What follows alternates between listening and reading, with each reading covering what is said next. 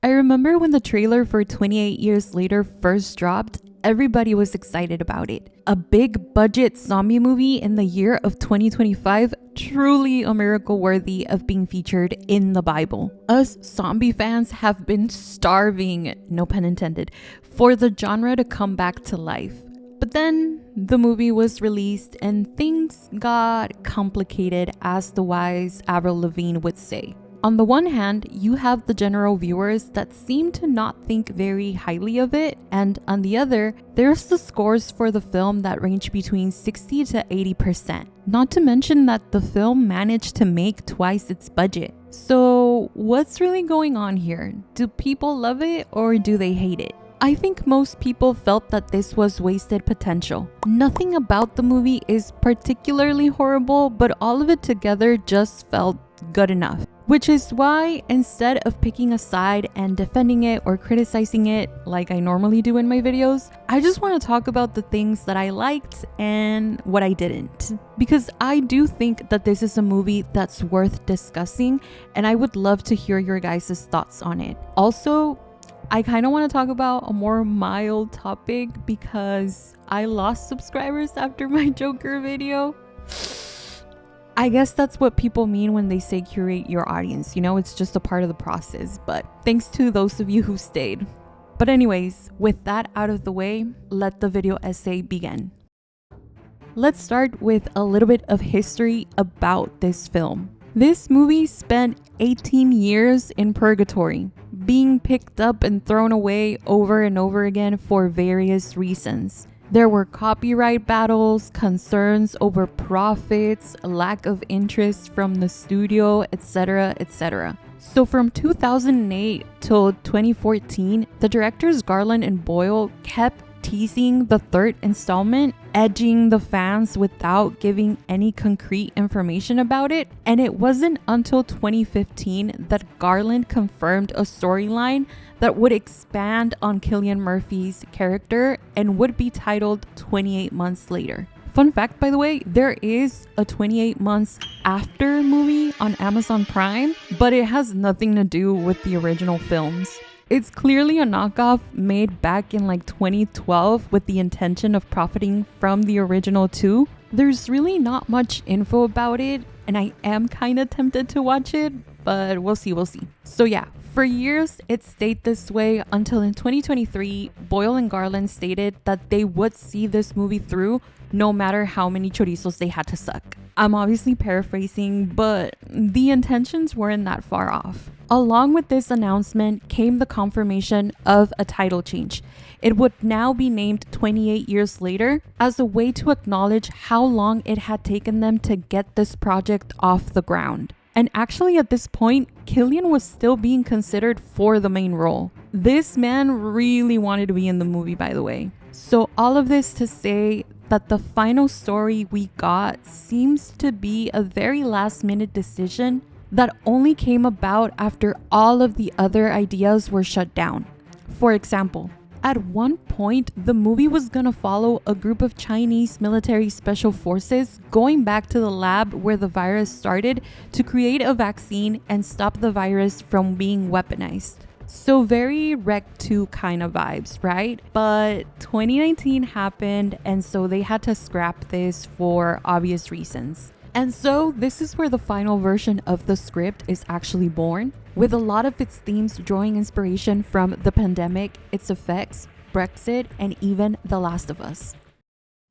Let's start by eating the crust first. Obviously, there's nothing wrong with the movie switching its tone. Sometimes this can help highlight the story or the severity of a problem, and lots of acclaimed movies, such as The Lobster and Parasite, have done it, so it's not inherently a bad thing. The reason why I think it didn't work out for 28 Years Later though is because they were juggling too many ideas, causing the film to lack cohesion. Usually, when movies shift tones, they will divide the movie in two parts, with the first half being more lighthearted and calm, while the second part delves into darker elements. Or, the movie will go back and forth between different moods while maintaining an overall theme. A notable example is Parasite.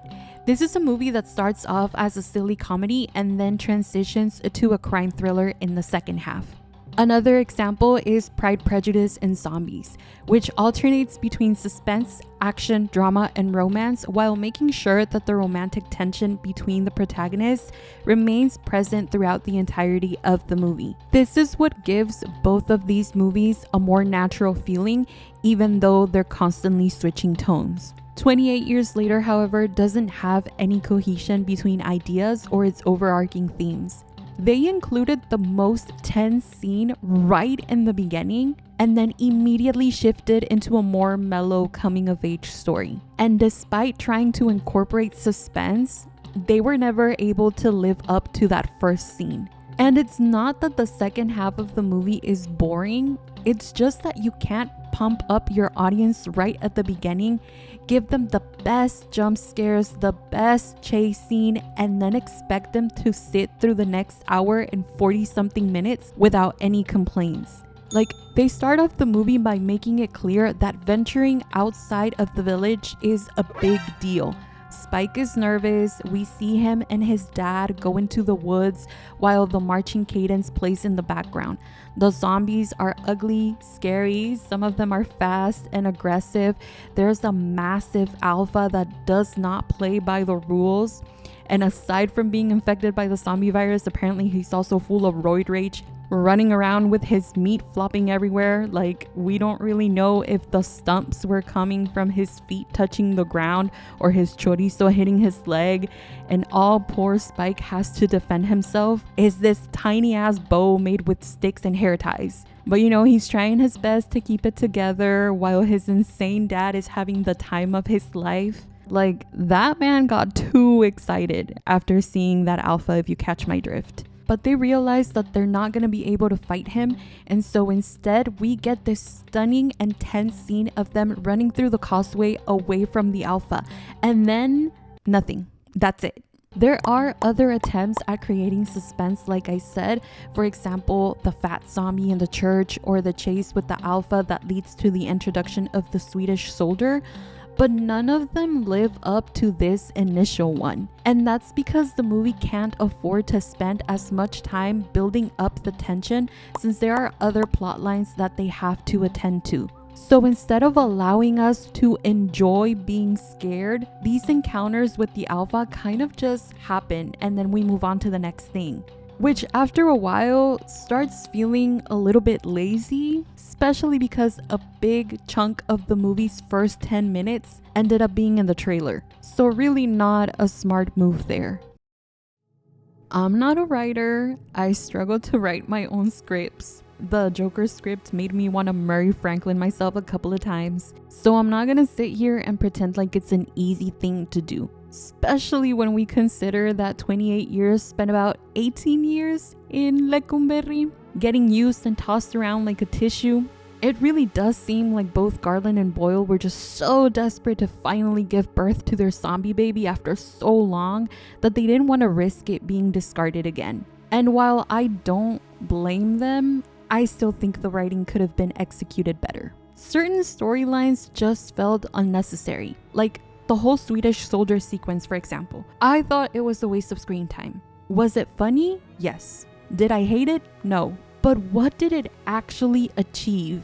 You gave us exposition text at the beginning of the movie explaining that the rest of the world managed to fight the infection and contain it within the UK, a place that had been quarantined for the past 28 years.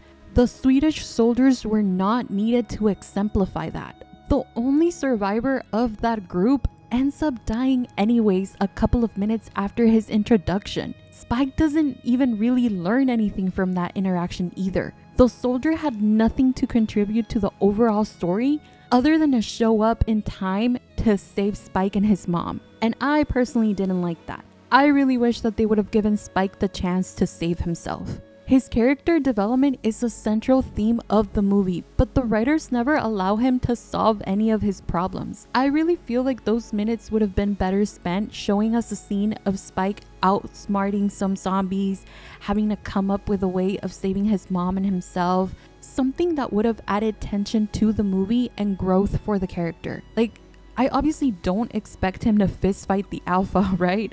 I get that Mijo is supposed to show just how young boys were when they were being sent to war. But at the same time, do you really expect us to believe that that boy was capable of surviving on his own for 28 days? When he wasn't even capable of saving himself not once throughout the movie? It's not just that though. I really feel that there were other much more interesting concepts that were not explored. For example, Jamie. He's a crazy dude that cares more about telling a story than actually doing something helpful. It would have been interesting to see him questioning his ideologies after seeing his son venture out by himself. But nope. Once Spike leaves with his mom, we never see him again until the very end. Or what about the infected?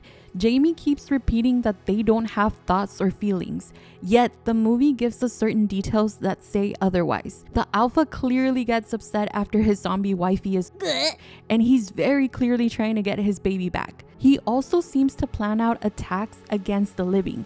How come none of these are explored more? And side note here, I know that there is a sequel, The Bone Temple, and so maybe these things are explained in that one, but if that's the case, then this is still a very lazy setup. Because, I mean, a whole non-infected baby is born from 2 infected bodies and the movie just treats it like an afterthought? Oh yeah, this baby's name is Isla, and that's poetic because you couldn't give 2 fucks about my mother, so now you're getting a second chance. Also, both of her parents are zombies, by the way, XOXO. And again, I do get the meaning behind it. There can't be life without death. Life will thrive even in the harshest environments, but like, I just witnessed a zombie giving birth. This is one of the most unserious things you could possibly come up with, and yet you want to look me in the eyes and give me a philosophy lesson? I never was a fan of the whole shaky camera, quick jump cuts type of editing that was popular in the 2000s, but that's a matter of personal taste. I have horrible eyesight and very sensitive eyes, so it bothers me. I also think that sometimes allowing the camera to linger on a disturbing scene can create more tension than choppy edits and loud sounds. For example, I thought the scene of Spike and his dad staring at the alpha in the distance was way more unsettling than the scene of the both of them getting chased by the zombies inside the house. However, I'm gonna contradict myself here and say that the editing style was also one of my favorite things in the movie. Hear me out. If the movie had continued to be as suspenseful as it was in the beginning, then I wouldn't have any complaints about it. Although I'm not a fan of the style and I stand on what I said previously, I do think that the quick editing worked very well to add to the tense atmosphere. Going back to this scene, to me, it represented what Spike must have been feeling like. Scared, confused, disoriented, adrenaline through the roof, but still trying to survive. You know, listening to all of the zombies entering the house, making their way upstairs while he was desperately trying to climb up the ladder into the attic. Same with the scene of him having a nightmare while the house was about to collapse.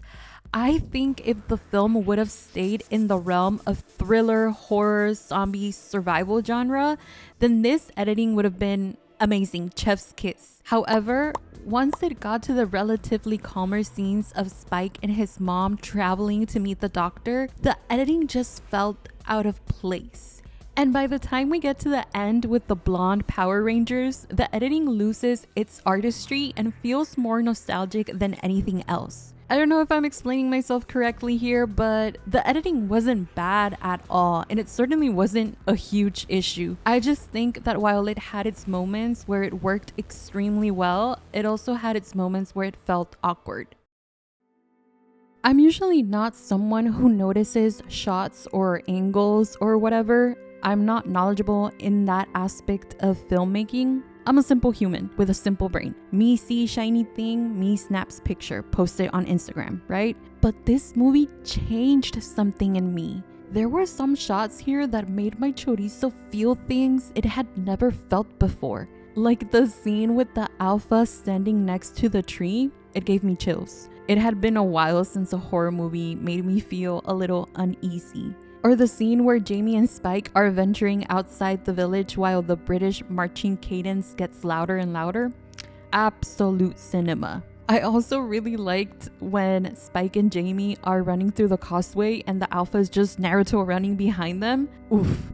That scene was genius on another level. It managed to remain extremely suspenseful in such an aesthetically pleasing way without one overshadowing the other. It was like, oh my god, this view is beautiful, but oh shit, the Alpha's still chasing them. Then there's also the scene where they hit Spike with the tranquilizer. Oh my god. My Shayla! Had I been on my period, I definitely would have cried my eyes out. That was so beautiful. It was so well done, and it definitely conveyed the point that they were trying to get across. Looking at the finished product, it's clear to me that there was a vision. Garland and Boyle definitely had a story that they wanted to tell. Themes they wanted to touch on, certain visual aesthetics that they were going for. It wasn't just a cash grab. They were passionate about this project. But somehow, somewhere along the journey, something went wrong and shit hit the fan. Like I said, maybe they had so many ideas that they wanted to explore, but were so scared that this wouldn't go through that they ended up rushing the process. Regardless though, not a single story arc or character in this movie is boring. Despite my previous criticisms, there was never a point where I felt like I was wasting my time. My whole reaction throughout this movie was, I don't know where this is going, but I want to see this to the end. And despite what it might seem like, I did enjoy the second half of this movie so much. The story between Spike and his mom was so meaningful. It just showed how innocent Spike truly is. Because we know that even if they had been living in a modern society, his mom probably wouldn't have made it anyways, right? Which is what Dr. Kelson kind of tries to insinuate as well. But his naivety and his love for his mom makes him hold on to this hope that things can get better. And it's even more special because Spike is a boy, and usually men are not portrayed like this in movies. So to have him be so innocent, emotional, vulnerable, caring, and nurturing is so refreshing. I really enjoyed the way Garland and Boyle approached his character. The Dark Lord was also very likable. It was pleasant to see this crazy weirdo outsider be more sane than some of the people in the village. And weird as it was, I was intrigued. So there definitely was a lot of potential, and I really wished the story would have been told differently. I enjoyed 28 Years Later more than I hated it. I have seen the originals and I liked them as well, but I wasn't disappointed by the direction that this new installment took. It still managed to capture some of that nostalgia while bringing something new. And it is confusing at times. I do think it was a little too ambitious for its own good, but overall it is a movie that's worth watching at least once, because even if the overall product felt bizarre, all of its individual components were amazing and felt like something that was coming out of genuine creativeness and passion for the project. And I know some people might think that that's the bare minimum, but in this day and age, I do commend it for trying to be more than just a cash grab. I'm definitely excited to see the sequel and follow Spike's journey to the end. So yeah, I don't know, I guess final thoughts. This movie would go hard on bye!